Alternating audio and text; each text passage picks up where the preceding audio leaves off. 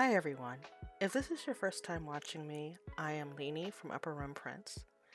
Usually I offer studio vlogs, but for the last couple of weeks I've been doing some small tutorials, and these tutorials are actually what I use in my own business, with some slight variations. And in this tutorial we'll be making these. They're little notepads, little tiny ones with Edgar the Frog on the, with Edgar the Frog on the front. There's the one with the lines and the one without. They're little notepads where you can tear off the pages. So stick with me and show you how to make these yourself. And just as a FYI, I am not feeling too well, so my energy is going to be a little low. I am a chronic illness warrior, and but I just wanted to get this out to you all. So I hope you like it. If this video ends up being crap, I will probably redo it at some point. But I wanted to make sure you all had something from me for this coming week. All right, let's start with the materials that you're going to need. What you really will need are these binder clips. These are about the medium-sized ones.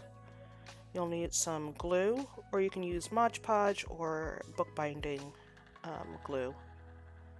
You'll need little pieces of really thick, like cardboard or really thick cardstock, and you'll see why you have to use those in a minute. A paintbrush, or you can also use a toothpick to paint the glue on. Scissors, or a paper cutter. I, in addition, use my cutting machine because, once again, as you might have seen in the previous tutorial, I don't cut very well. So having the ability to put things on my cutting machine is wonderful. You will also need paper, of course, to print out the notepads. I am using a little bit of a higher quality paper this time, just so that the paper will be thicker, but you can also use a standard note printer paper. Okay, so as you can see here on my screen is a image that I drew on Procreate. It's of Edgar the Frog, and he has a little sprout on his head, which I think is adorable. I also put some lines on it. So anyway, you can use something basically of this size if you like. This is a 3x3 in size, or 3000 pixel by 3000 pixel also. I also made a version of it, as you can see here, without the lines, so if you would rather have it without the lines, then you can. And from here, I took it into Affinity Designer, and I knew I wanted to have at least 6 pages on each one, so that I would have a total of 50 pages, so that's 8 sheets that I would have to print out, which is not too bad. And I also did it for this one. For this one right here, I ended up bringing it into Silhouette so that you could see the difference of cutting it on a cutting machine, at least for me, and cutting it by hand. So as you can see here, we have the same design that was on the previous screen, but it is inside of Silhouette. And to cut, as you can see here, I have it set to these numbers, and you can take a screenshot and do what you like. But I have that already printed out, so let me show you that. I already have it printed out, and I will show you what they look like once they are cut. My favorite part. So satisfying. The next option is to use a paper cutter, guillotine, whatever you want to call it, to cut them out. And I will show you my absolutely poor cutting skills. Ooh, that one actually came out good. At using a guillotine. They won't line up as well with this method as the other one, which I'll show you in a moment. See, I cut off a little bit of the edge. I'm not as good at cutting these. I'm just not. And it takes so much longer for me than to just pop it in the cutting machine and let it do it. I'm sure for others it might be better, but we'll see. Oopsie, I can't cut. There. And then this last piece right here. So you can see it doesn't look bad, but it won't 100% line up like the other ones will. This one's pretty good. But let me show you the other ones. They all fit exactly perfectly. I mean, and it took maybe 10 minutes to cut all of these. Anyway, I want to show you one more method. Scissors. I'm not going to use a different sheet for this, but you can cut them out with scissors. It's probably the cheapest way that you can do it, but it really won't be. See, I can't cut. It really won't be perfect, but yeah, you can cut them out with scissors as well. So once I have the rest of these cut out, I will come back with you all, and I will show you the process of finishing off the notepads. Alright, see you in a few. And we're back. I have changed my setup a little bit so that you can see it a little bit closer, hopefully. Here are all of the ones that I cut out by hand or with the paper cutter. As you can see, it's not as lined up as I'd like or as perfect. You can see on the edge how they're a little bumpy. Pretty much you just need the top to be flat, but it helps to have all the other edges flat, or at least for professionalism.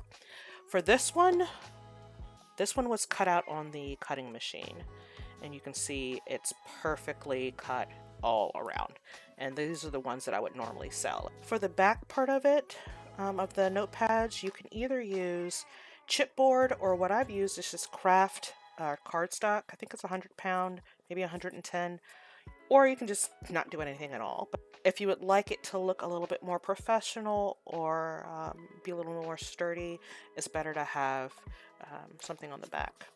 You can even use white, it doesn't matter. Alright, so here's what we're going to do. You have to tap it down on the edge that you're going to be gluing or sealing, just so that it'll be sturdy. I try to put the clips not all the way at the top, and I'll show you why in a moment. I put the cardboard there so that there won't be any indentations. You can keep it like that or whatever is helpful for you. And then on the other side, I do the same thing.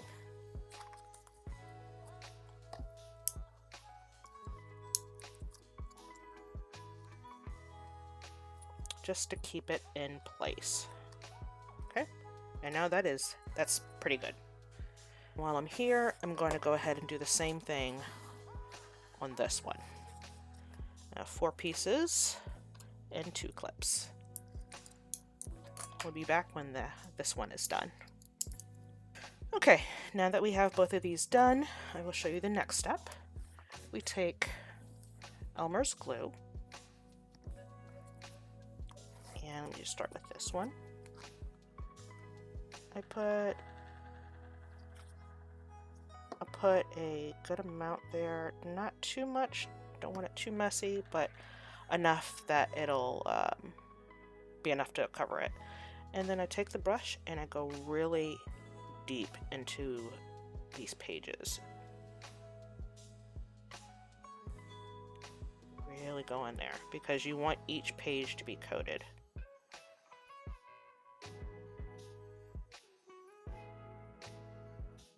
If you get it on the front, not a big deal, wipe it off, whatever. But you do want a little bit on the back, because that'll secure that back piece a little bit better. There we go. And then I'm going to do the same thing on the next one. Anyway, I'm going to do the same thing on the other one. And when these are dry, it takes about 5 minutes or less for them to dry. I'll do another 2 to 3 coats depending on how good it looks like it's doing. And like I said earlier in the video, you can use a Q-tip, you can use your finger. Luckily, this does dry clear, so you won't see anything. So anyway, I'll be back in a few minutes after I put another 2-3 coats on it, and we'll go from there. You're ready. Everything is all dry and ready to go. And this is what it looks like before I take the glue off. As you can see, it's dried clear.